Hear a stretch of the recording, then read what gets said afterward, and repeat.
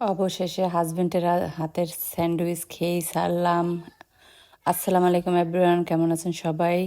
আসলে অনেক দিন যাবতই তাকে বলছিলাম যে আমার তোমার হাতের খুব স্যান্ডউইচ খেতে ইচ্ছে করতেছিল, কিন্তু সে সময় পাচ্ছিল না দেখে বানিয়ে দিতেও পারতেছিল না। তো তার হাতের এই স্যান্ডউইচটা, ভেজিটেবল স্যান্ডউইচ, এতটাই মজা যে আমি বারবারই খেতে ইচ্ছে করে আমার।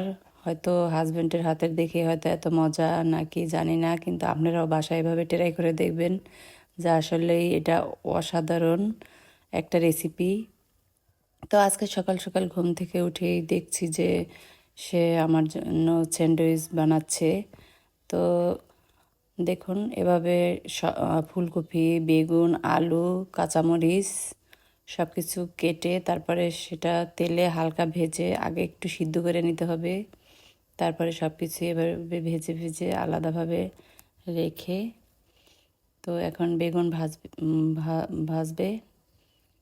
তো সব কিছু ভাজা হয়ে গেছে, এখন সালাদ করবে। টমেটো, তো শসা আর বাঁধাকপি দিয়ে সালাদ। তো দেখুন, এবার স্যান্ডউইচ প্রসেসের পালা। তো এখন সালাদগুলোকে ভালোভাবে একটু হালকা লবণ দিয়ে মেখে নিচ্ছে। তো এভাবে মেখে নেওয়ার পরে এখন এক এক করে সেই ভেজে রাখা ভেজিটেবলগুলো ভিতরে দিয়ে দিচ্ছে, রুটির ভিতরে, আর পাশে রাখা সালাদগুলো দিয়ে দেবে উপরে।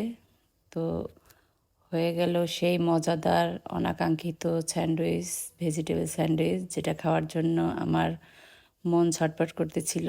আমি কখন খাবো? আজ এ পর্যন্তই, বাই বাই।